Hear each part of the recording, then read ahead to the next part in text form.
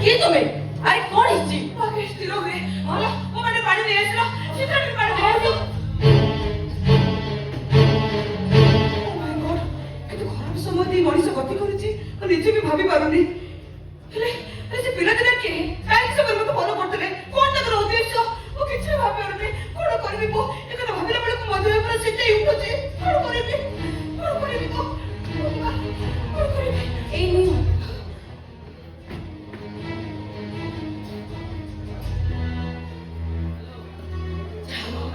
ବଞ୍ଚିଗଲା ମଣିଷ, ବଞ୍ଚିଗଲା। ତମ ନାଁ କଣ? ଶ୍ରେୟା, ଶ୍ରେୟା ସାମନ୍ତ ସିଂହାର। ତମ ବାପା ଜଣେ ଜଜ୍ ଥିଲେ କି? ହଁ ତ, ତମେ କେମିତି ଜାଣିଲ? ତମ ବାପା ଯାଜପୁର ଜିଲ୍ଲାରେ ଜିଲ୍ଲା ଜଜ୍ ଥିଲା ବେଳେ ତମେ ଯୋଉ ସ୍କୁଲରେ ପାଠ ପଢୁଥିଲ ସେଠି ତମର ଜଣେ ଅତି ଆପଣାର ସାଙ୍ଗ ଯାହା ସହିତ ତମେ ମିତ ବସେଇଥିଲ। ଯାଜପୁର ଜିଲ୍ଲା କ୍ଲାସ 8 ରେ ପଢୁଥିଲା ବେଳେ ମିତ ହଁ ମନେ ପଡ଼ିଲା, ସନ୍ଧ୍ୟା। ତମର କେବେ ତା କଥା ମନେ ପଡେ? ତମର କେବେ ତା ସହିତ ଭେଟ ହେଇଛି? ନା ନା, ମୁଁ ମିତ ସନ୍ଧ୍ୟା ସହିତ ଭେଟ ହବାର ସୁଯୋଗ ମତେ କେବେ ବି ମିଳିନି। ହେଲେ ତମେ କେମିତି ଜାଣିଲ? ତା ସହିତ ତୁମର ଭେଟ ହେଇଥିଲା କି? ମୋ କଥା କିଛି ପଚାରୁଥିଲା ନା? କୋଉଠି ରହୁଛି ସେ? ତମେ କଣ ତାକୁ ଚିହ୍ନି ପାରିବ? କଣ କହୁଛ ତମେ? ମୋ ମିତକୁ ମୁଁ ଚିହ୍ନି ପାରିବିନି? ତାହେଲେ ଚିହ୍ନିଲୁ?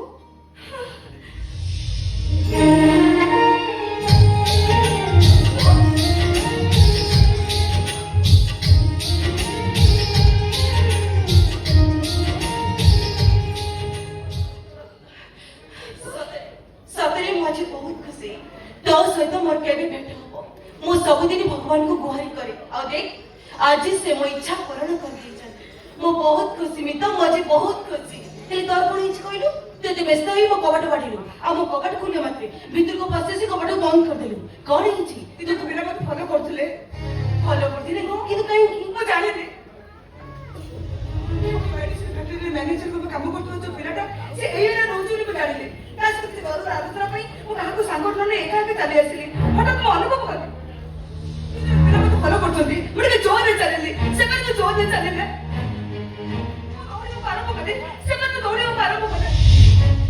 ମୁଁ କିଛି ଉପାୟ ନ ପାଇ ତ କବାଟ ବାଡ଼ିବାକୁ ବାଧ୍ୟ ହେଲି। କଣ କହୁଛୁ ତୁ? ହେ ଭଗବାନ, କି ଭୟଙ୍କର ବିପଦ ଇଏ।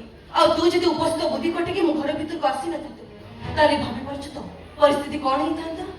ହେଲେ ଏ ପିଲାଦିନ ତୋ ପଛରେ ପଡିବା ଏଇଟା ଆଉ କାହାର ଷଡ଼ଯନ୍ତ୍ର ନୁହଁ ତ? ମୁଁ ଜାଣିନି ମିତ, ଏ କଥା ଭାବିଲା ବେଳକୁ ମୋ ମୁଣ୍ଡ ପୁରା ଗୋଳମାଳ ହେଇଯାଉଛି। ଜାଣିଛୁ ମିତ, ଏ କେଇ ଦିନ ହବ ଗୋଟେ ଅଜଣା ହାତ ଆମ ଘର ଭିତରେ ତା ଖେଳ ଏମିତି ଆରମ୍ଭ କରିଦେଇଛି ଯେ ବୈକୁଣ୍ଠ ସମାନ ଘରଟା ମଶାଣି ପାଲଟି ଗଲାଣି। ଅପା ତାହା ମନ ପସନ୍ଦର ପିଲାକୁ ବାହା ହେବାକୁ ଜିଦ୍ ଧରିଲା ବୋଲି ଡାଡ ବିରୁଦ୍ଧ କଲେ। ଆମେମାନେ ସମସ୍ତେ ଗୋଟେ ଗେଷ୍ଟ ହାଉସ ବୁକିଂ କରି ଅପାର ବାହାଘର କରିଦେଲୁ। ଚତୁର୍ଥୀ ପରଦିନ ସୁଦାମ କାକା ମମି ତା ଭଲ ମନ୍ଦ ବୁଝିବା ପାଇଁ ତା ଘରକୁ ଯାଇଥିଲେ। ହେଲେ ହେଲେ ହେଲେ କଣ ନିମିତ? ତୁ କିଛି କହୁନୁ କାହିଁକି? ଇଏ ଗୋଟେ ରାକ୍ଷସ ମୋ ମମିକୁ ସେଠୁ ମାରିଦେଲା। ମିତ ମୋ ମମିକୁ ସେଠୁ ମାରିଦେଲା। ଆଉ ସବୁଠାରୁ ଭୟଙ୍କର ଷଡ଼ଯନ୍ତ୍ର ହଉଛି ଯୋଉ ସୁଦାମ କାକା ବାପାଙ୍କଠୁ ଅଧିକ ଭଲ ପାଆନ୍ତି। ସେ ନିରୀହ ମଣିଷର ସେ ହତ୍ୟା ଅପରାଧକୁ ନିଜ ମୁଣ୍ଡକୁ ନେଇଗଲେ। ସବୁ ସରିଗଲା ନମିତ, ସବୁ କିଛି ସରିଗଲା। ସୁଦାମ କାକା ଜେଲ ଗଲା ପରଠୁ ଡାଡିଙ୍କ ବଞ୍ଚିବା ମରିବା ସବୁ ସମାନ ହେଇଯାଇଛି। ବେଚାରୀ ଖୁଡି ନିନ୍ଦା ଅପବାଦର ବୋଝକୁ ମୁଣ୍ଡରୁ ମୁଣ୍ଡେଇ ଅସନା ଅସନା ଲୁହ ପିଇ ବଞ୍ଚୁଛି। ଆଉ ମୋ ପ୍ରେମ, ମୋ ଜୀବନ, ତା ମୁହଁ ମୁଁ ଚାହିଁ ପାରୁନି।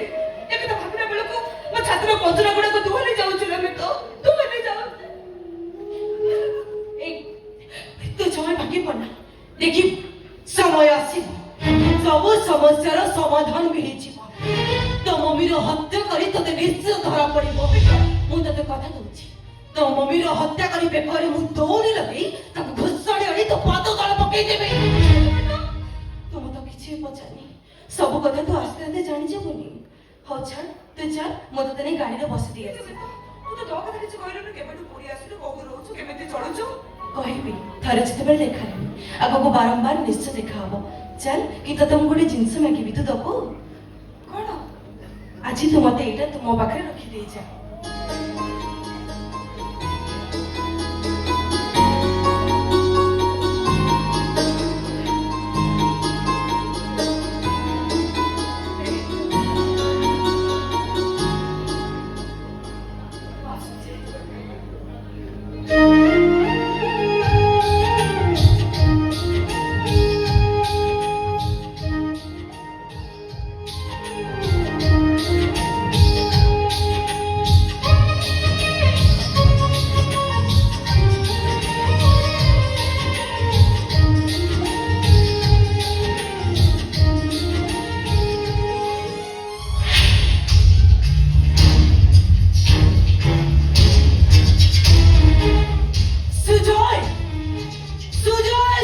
बुद्धि विज्ञ तू खाली मो जीवन बर्बाद कर मो भीतर परिवार को भी तू मशाणी कर देछ या परे तोर बंची बारो एते टिके भी अधिकार ना कंचा डहणी परे मु तो रक्त पीजिबे मु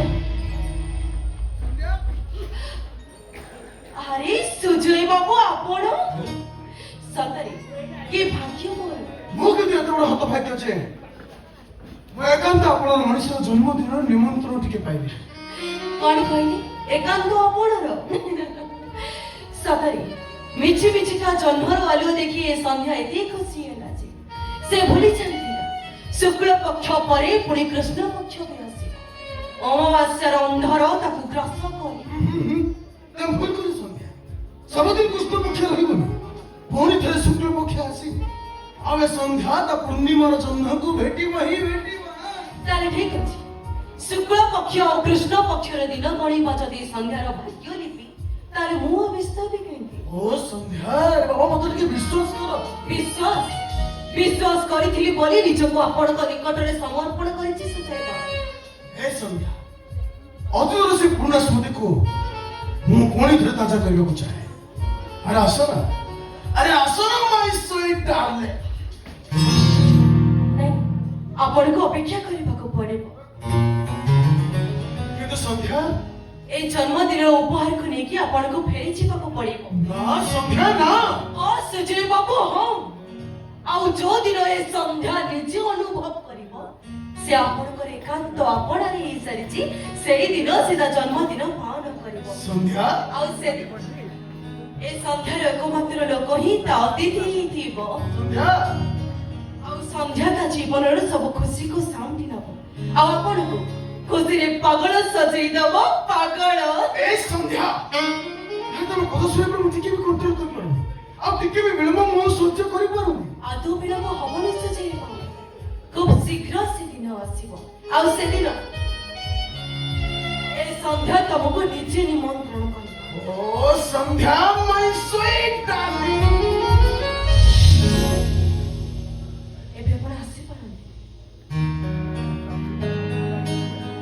ओके नो प्रॉब्लम ओके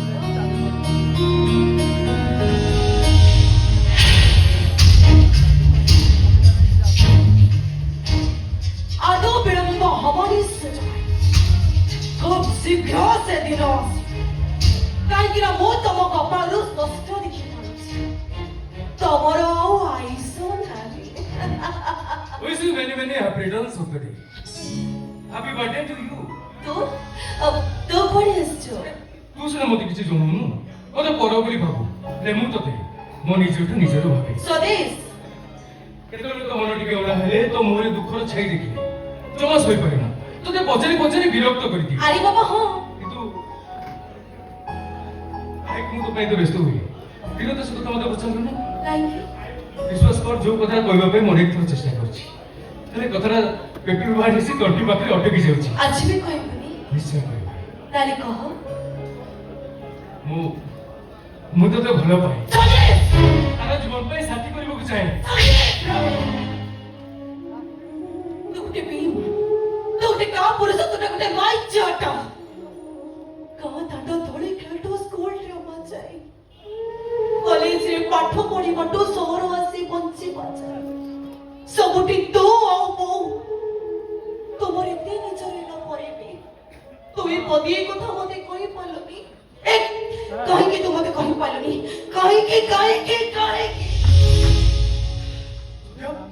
କଣ ହେଇଛି ତୋର କିଛି ଦିନ ଲକ୍ଷ୍ୟ କରୁଛି ତୋ ଭିତରେ କିଛି ଗୋଟେ ପରିବର୍ତ୍ତନ ହେଇଛି ପରିବର୍ତ୍ତନ ନୁହେଁ କହ ପୁନର୍ଜନ୍ମ ସଂସାରର ମହାପୁରୀ ଏ ସନ୍ଧ୍ୟା ଏବେ ପ୍ରତିଶୋଧର ନିଆରେ ଲାଗିଛି ତୁ ଯଦି ଏ ସନ୍ଧ୍ୟାକୁ ଏତେ ଭଲ ପାଉ ତା ପ୍ରତିଶୋଧ ପୂରଣ ହବା ଯାଏ ତୁ ତା ସହିତ ରହିପାରିବୁ ତୁ ନିଶ୍ଚୟ ପାରିବି ଚାଲେ ଯା ବିଶ୍ରାମ ନବୁଛି ଏ ଉପହାରଟା ତୋ ପାଖରେ ସାଇତି ରଖିଥା ମୋ ଶେଷ ଇଚ୍ଛା ତୁ ପୂରଣ କରିବୁ ମାନେ ମାଗି ନେବି ସମୟ ଆସିଲେ ମୋ ଭଲ ପାଇବାକୁ ତୋଠୁ ମୁଁ ନିଶ୍ଚୟ ମାଗିବି ସନ୍ଧ୍ୟା